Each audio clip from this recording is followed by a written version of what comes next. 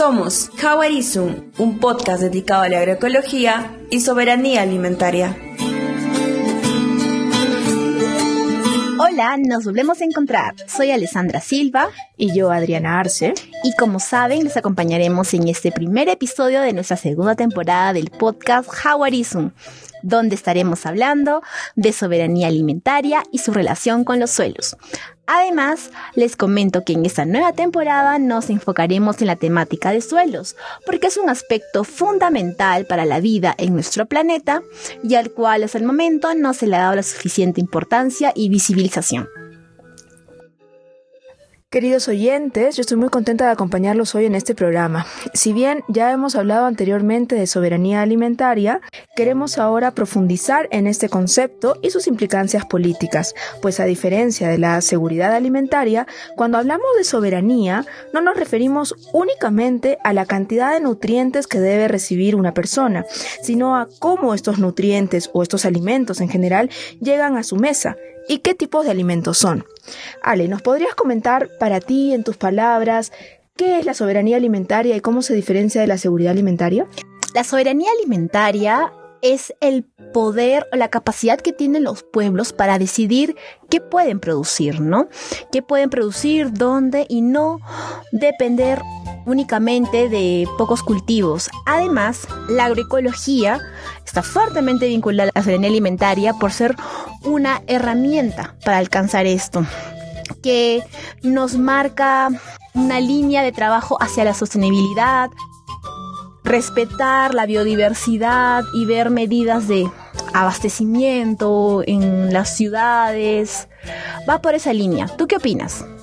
Yo recuerdo que escuchaba a una compañera chilena que explicaba que, por ejemplo, una persona que toma una botella de Coca-Cola cumple con la cantidad de calorías que podría verse como seguridad alimentaria, pero realmente si vemos una cuestión más de nutrientes, ¿está cubriendo sus necesidades alimentarias?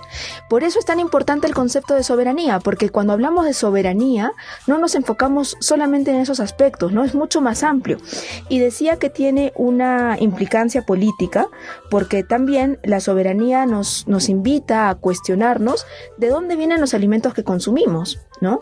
No es lo mismo si nosotros, estando en Perú, consumimos alimentos que vienen desde la China y tienen todo un impacto en ese transporte, en su producción, etcétera, a si consumimos alimentos que vienen de las provincias más cercanas, por ejemplo, ¿no? O incluso podríamos ser más radicales todavía, si nosotros mismos podemos cultivar nuestros alimentos. También me parece que el concepto de soberanía alimentaria, justamente por lo que decías, Ale, de la reducción del número de cultivos, está vinculado con la agrobiodiversidad. ¿Qué nos puedes comentar? A ver, en cuanto a esto hay que tener en cuenta que hoy en día, por ejemplo, muchas de las semillas de esta reducción de la agrobiodiversidad, que ahora son 4 o 6 cultivos que se consumen principalmente, como el trigo, el maíz, entre otros, están en manos de grandes corporaciones que negocian con los alimentos. Ha llegado al punto de que se mercantilice el alimento, especulan en sus precios y generan situaciones como las que tenemos hoy en día, de crisis. Entonces, cuando se recupera la soberanía alimentaria, realmente se logra tener una mayor disponibilidad y diversidad de alimentos, porque dejamos de depender de estos cultivos como el arroz o el trigo, y hay ciertos países que han terminado especializándose sobre esos productos y pues otros no lo han hecho y terminan teniendo una dependencia alimentaria, ¿no? Entonces, Adri, te quería preguntar, que estabas hablando del tema de los cultivos y la biodiversidad, ¿cómo se vincula con la dependencia alimentaria, la degradación de los suelos? ¿Cómo? Estuve analizando sobre esto y considero que la degradación de suelos se vincula fuertemente con la dependencia alimentaria si entendemos que en suelos degradados no voy a poder cultivar. Mis cultivos van a ser pobres. Entonces, o necesito importar alimentos de otros lados del mundo, o necesito ponerle a mi tierra fertilizantes. Y ya sabemos que los fertilizantes nos traen como consecuencia casi inmediata el uso de pesticidas, fungicidas, etc. Entonces estoy teniendo una dependencia, porque el día que no tenga dinero para comprar estos productos agroquímicos, no puedo producir, ¿no? Por ejemplo, o el día que pase algo como lo que ha pasado con la guerra de Rusia y Ucrania, el país que produce los insumos que yo necesito entra en guerra, entra en crisis o por algún motivo no puede exportar esos productos, entonces yo no puedo comprarlos y esa situación de dependencia nos quita libertad finalmente, ¿no? Es el problema. Sí, y en línea de lo que estás mencionando, es importante mirar hacia la regeneración de los suelos, porque como sabemos y hemos hablado en episodios anteriores, los Andes tienen una situación muy grave de degradación de sus suelos. Incluso se habla de un colapso ecológico en los Andes, ¿no? Entonces, de seguir así como estamos, incluso eso se va a expandir a la Amazonía y va a suceder una sabanización, como dicen algunos científicos, el hecho de que muchos suelos se conviertan en terrenos áridos y en los que va a ser muy difícil producir alimentos, ¿no? Y esto se puede afrontar con la mirada de la soberanía alimentaria, donde se pueda realmente recuperar el autoabastecimiento de alimentos de diferentes pisos ecológicos de forma diversa y en la cual la regeneración de suelos también sea un factor clave para poder producir más, pero también de forma limpia, ¿no? Exactamente, Ale, exactamente. O sea, entendamos eso, ¿no? Soberanía es libertad, finalmente, ¿no? Bueno, para seguir profundizando en este tema que puede ser bastante enriquecedor para todos nosotros, para una toma de conciencia. En esta oportunidad vamos a tener 2 entrevistas que nos van a hablar más de cómo se relaciona la soberanía alimentaria con los suelos y cuál es su importancia. Primero tuvimos el gusto de conversar con José Ramiro Benítez Jamp. Él es ingeniero agrónomo, especialista en manejo de tierras y aguas y sistemas de producción agroecológicos, especialmente lo que se conoce como agricultura de conservación. Por favor, escuchemos la entrevista. Hay que empezar con rehabilitar, hay que tratar de ver cómo podemos nosotros rehabilitar paisajes. Hay lugares, por ejemplo, en la selva, donde se ha sacado la vegetación natural y ha quedado un bosque degradado. Y hay que volver a recuperar esas condiciones. Ahí viene ya la restauración para que el suelo vuelva a tener sus funciones previas a la intervención y a la degradación. Hay que reintegrar las capacidades que poseía antes del suelo en la recuperación, eso se llama recuperación. Hay que sanear el suelo cuando ha sido contaminado, hay que mejorar la resiliencia, o sea, la capacidad del suelo de poder absorber perturbaciones externas y volver a su estado natural, y eso es lo que intenta la agroecología. Entonces, para definir qué es la agricultura de conservación, es un sistema que previene la pérdida de suelos y además regenera las tierras degradadas, lo cual trae como consecuencia un mejoramiento de la seguridad alimentaria. ¿Cuáles son los principios para conseguir una restauración permanente del suelo y seguridad alimentaria con lo que vamos a, digamos, con la etiqueta que vamos a usar, que se llama agricultura de conservación? Primero, hay que eliminar las quemas o las prácticas intensivas de labranza convencional, remover el suelo con arados, con exceso de maquinaria. Todo eso trae una situación muy grave de degradación de suelos y después ocasiona bastantes problemas como erosión, etcétera. Hay que cubrir el suelo y la rotación y diversificación de cultivos. Tiene que haber, digamos, una diversidad biológica en el sistema. En cuanto al área de este sistema de agricultura y conservación a nivel mundial, miren, es la adopción de este sistema en el mundo.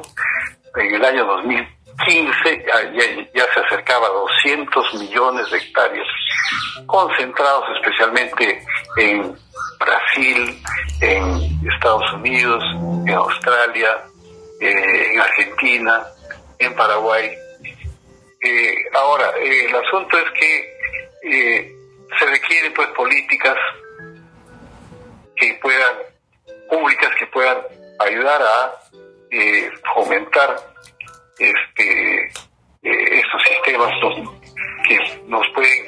que podría constituir la base para la intensificación de la producción agrícola sostenible. Hacer demostraciones, investigación y identificación de cómo se puede integrar agricultura, ganadería, integración de árboles y pastos en paisajes agrícolas. es un desafío formidable para los productores. El problema, por lo tanto, pues requiere cambios en herramientas, equipos, etcétera. Estos cambios requieren inversión, o sea, políticas públicas. Muy interesante lo que nos ha compartido Benítez Yam en su entrevista, y resaltó mucho que él menciona rehabilitar, ¿no? Es el hecho de regenerar el suelo, permite recuperar paisajes, rehabilitar ecosistemas, y esto se logra mediante prácticas como la rotación de cultivos, la diversificación de cultivos, que ayudan a generar esta diversidad, valga la redundancia, en los agroecosistemas, en los ecosistemas. Y él también resalta mucho de que es importante que se generen políticas públicas que fomenten ese tipo de prácticas, ¿no? Que desde el Estado se impulse investigaciones, trabajos participativos que permitan afrontar los desafíos que actualmente enfrentan los productores en cuanto a la erosión, a la pérdida del suelo, mediante las prácticas que ya estaba mencionando. Exactamente. ¿Qué opinas tú, Adri? Busca principalmente la regeneración de suelos a través de diferentes prácticas que son sencillas de aplicar, no son costosas, y sobre todo lo que permite es que los ecosistemas se restauren naturalmente. O sea, cuanto menos intervenga el hombre, más sabia es la naturaleza y más fácil puede recuperarse, digamos. Solo que tenemos que intervenir de la manera adecuada, ¿no?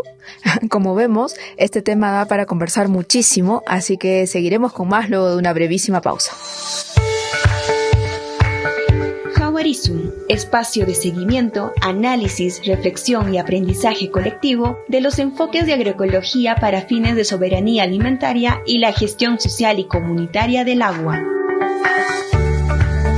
Encuéntranos en nuestras plataformas virtuales, Facebook, página web y ahora en Spotify. Hola, hoy estamos hablando de la importancia de los suelos y su relación con la soberanía alimentaria. Y ahora escucharemos a nuestro segundo invitado del día, Alejandro Rojas, quien es de Bolivia, de la comunidad de Archaca, de Cochabamba. Es profesor, ingeniero agroforestal, emprendedor y productor. Y tiene una historia muy interesante de cómo se involucró en la producción sana y también ha colaborado con la institución Agroecol. Escuchemos la entrevista. Hoy en día tenemos distintos tipos de erupción eólica aquí, sobre todo en Valle Alto de Arani, eólica, y por lo que es cambio climático, las lluvias torrenciales que son momentáneos, y también lo que es la sequía que está muy prolongada, ¿no? Empezamos la sequía aquí en provincia de Arani desde el mes de mayo hasta casi noviembre, fines de noviembre. En diciembre podemos decir casi 6 meses en lo que es la sequía aquí. Y ante eso hemos propuesto que la implementación de los sistemas agroforestales contribuyen a la conservación del suelo. El suelo, si no tiene los minerales correspondientes, si no está protegido el suelo, no tenemos una producción rentable, ¿no? Hoy en día aquí en mi provincia de Arani está sucediendo lo que es el abandono de suelos productivos a lo que es la urbanización. O sea, están construyendo casas donde antes eran suelos productivos, agrícolas. Ante eso también nosotros como sistemas agroforestales incentivamos a la conservación del suelo con la implementación de los principios fundamentales de los sistemas, ¿no? Como está lo que es la cubierta, conservar la biodiversidad de plantas. Entonces esto, sobre todo la cubierta, mantiene la humedad del suelo y que evita, ¿no?, la evapotranspiración, la erosión eólica, sobre todo aquí en la provincia de Arani.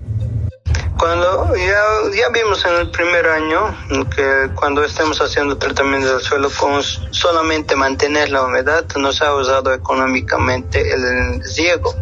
Seguidamente que nuestros productos se han mantenido más vigorosos, y después con esos productos nosotros tanto consumimos y lo exceso vendemos, ¿no? Tanto en los mercados convencionales que tenemos aquí, y actualmente eso ha crecido, ¿no? Ahora vendemos nuestros productos mediante medios de comunicación como es el internet, el WhatsApp, y tenemos consumidores ya establecidos, donde nosotros presentamos, ¿no?, nuestros productos, ofertamos y los clientes ya designan la cantidad necesaria. Y por eso el suelo que hemos manejado con los sistemas agroforestales ha incentivado a la conservación y recuperación, mejoramiento del suelo. Tengo datos muy importantes, por ejemplo, que han hecho estudios. Un primer estudio que ha hecho Rolando Toses, una tesis que es la evaluación del suelo, donde la materia orgánica tenía 1%, 1.2%. Después, a 3 años, lo realicé yo, el estudio correspondiente, otra tesis que yo mismo realicé. Entonces, salió 3.15% de materia orgánica. Esto significa que el tratamiento o el manejo correspondiente de los sistemas agroforestales que hemos realizado ha mejorado a lo que es la contribución, conservación y recuperación de los suelos infértiles. Es muy interesante escuchar a Alejandro, sobre todo conociendo su experiencia, ¿no, Ale? Bueno, vamos a comentarles a todos ustedes. Alejandro tenía una producción convencional hasta que se intoxicó por el uso de pesticidas. Imagínense cuán fuerte fue para él vivirlo en carne propia, y a raíz de esta intoxicación él tomó conciencia y se dio cuenta de que la utilización de fertilizantes, pesticidas, fungicidas, etcétera, no era algo natural, no era algo sano, y que malograba nuestra salud, así sea en cantidades muy pequeñas, ¿no? Pero que luego esto se va acumulando en el cuerpo. También me parece interesante e importante resaltar cuando él nos habla de la implementación de los sistemas agroforestales, ¿no? Pues ya lo hemos comentado varias veces, estos contribuyen a la conservación del suelo. Entonces, un poco haciendo el vínculo con el suelo y la soberanía alimentaria, lo que hablábamos al inicio. Si el suelo no está rico en minerales, es imposible tener una buena producción. Entonces, lo que se hace comúnmente es desgastamos tanto el suelo que le ponemos nutrientes artificiales, le ponemos fertilizantes químicos. Sin embargo, estos fertilizantes no permiten la regeneración del ecosistema.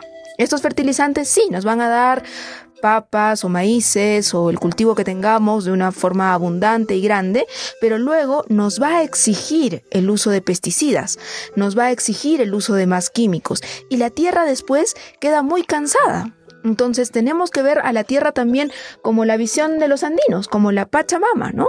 Una tierra que nos da, pero nosotros también tenemos que darle nutrientes, tenemos que permitir que se regenere, tenemos que rotar los cultivos para que a la siguiente campaña esta tierra siga siendo fértil.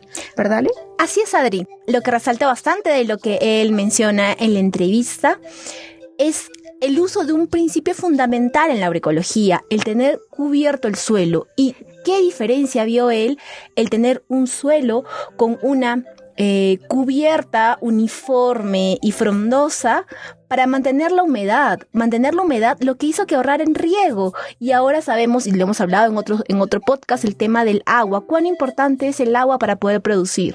Y no solo eso, él también vio la diferencia al implementar esta práctica, de que sus productos estaban mucho más vigorosos. Podríamos hablar mucho más sobre este tema, pero el día de hoy ya estamos cerrando con este episodio. Y se viene prontamente el episodio número 3 de esta temporada, y como siempre agradeciendo a nuestro equipo técnico querido, a Marco, a Illa y a José, que en esta oportunidad no nos pudo acompañar, pero siempre colaborando con nosotros, y hasta una próxima oportunidad.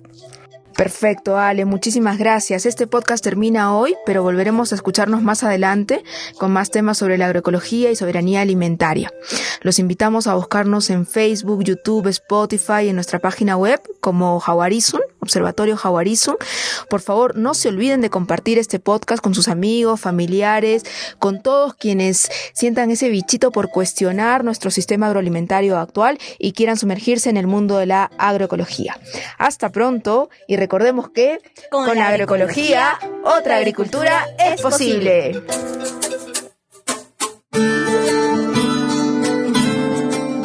Guión y producción, Observatorio de Agua, Agroecología y Soberanía Alimentaria, Jaguarizum, en colaboración con Alsacuy Agroecología, Bröderlich Delen, Centro Bartolomé de las Casas, CEPES, Centro Peruano de Estudios Sociales, Colectivo Agroecológico del Ecuador, Fundación Agrecol Andes, Maela, Movimiento Agroecológico de América Latina y el Caribe, SOCLA, Sociedad Científica Latinoamericana de Agroecología, TAXA, Transición hacia una agroecología campesina para la soberanía alimentaria, ITMA, Instituto de Desarrollo y Medio Ambiente, CCFD Francia y Grupo de Investigación STAND de la Universidad de Granada.